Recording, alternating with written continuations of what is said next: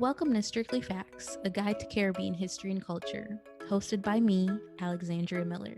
Strictly Facts teaches the history, politics, and activism of the Caribbean and connects these themes to contemporary music and popular culture.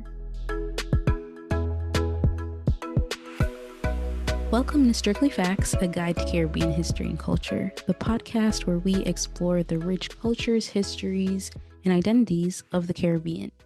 I'm your host, Alexandria, and in today's episode, we're diving into a part of Caribbean multiracial identity and ethnic identity that we sometimes overlook, especially Dougla. Dr. Hossein in our last episode described herself as a proud Dougla woman, and I thought, why not explore that term more? Dougla. What does it mean? Where does it come from? And how has it shaped Caribbean identity, especially in terms of mixed ethnicity? When we think about ethnic identities in the Caribbean, we often think of the labels that stem from the various historical, racial, and cultural influences that have shaped who we are. For centuries, the Caribbean has been a melting pot of sorts of different peoples, indigenous communities, the region's original inhabitants, enslaved Africans, European colonizers, Asian indentured servants, and several others. Dougala is just one of the many terms that encapsulate this rich and complex mix of ethnicities. So, what does Dougala mean? Dougala is a term primarily used in the Caribbean and diaspora, particularly in countries like Trinidad and Tobago, Guyana, and Suriname, to describe individuals of mixed African and Indian descent. The word itself has roots in our colonial histories of enslavement and indentured servitude, and reflects the union of these two historically subjugated groups.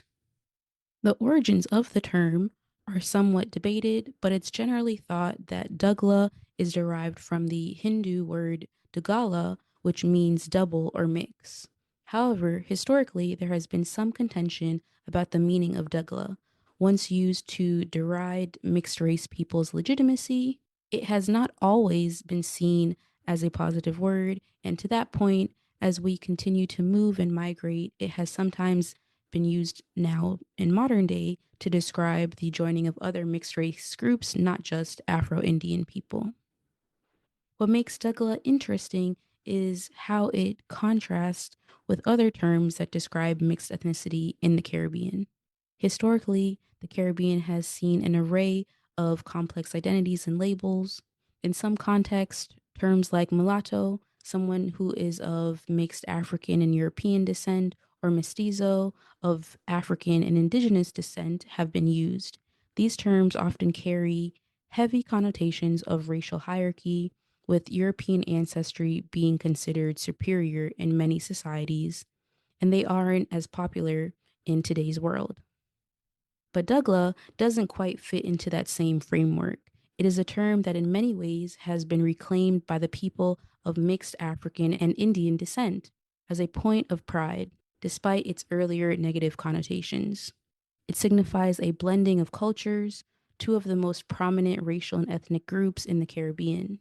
In that sense, the word itself has evolved from something potentially derogatory to something that can carry empowerment and pride in its multicultural roots.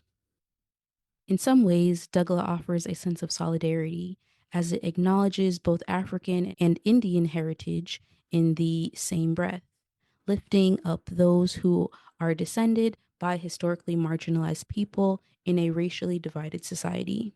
While the term has been used in a variety of ways, today it is overwhelmingly serving us as a reminder of the fusion of cultures that have made the Caribbean what it is today.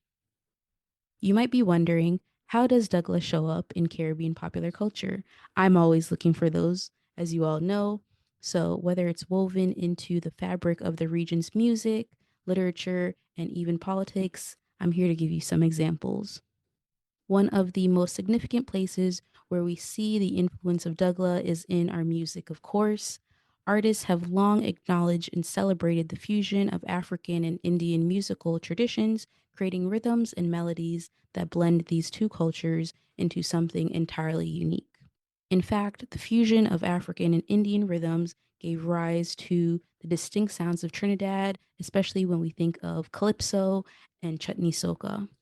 Many of these music styles celebrate the Dougla identity, acknowledging both African and Indian cultural roots in their melodies and lyrics. A great example of this is the 1961 song Split Me in Two by Trinidadian calypsonian Cletus Ali, whose stage name is none other than Mighty Dougla.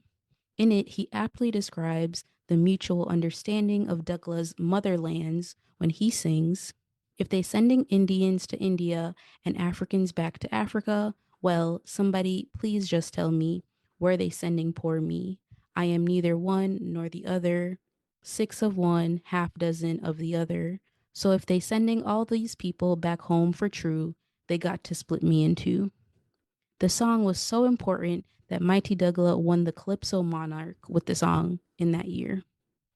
Additionally, the 2021 book Dougla in the 21st Century, Adding to the Mix by Suen Barrett and Aliyah Ranjit Singh bring us into the modern day.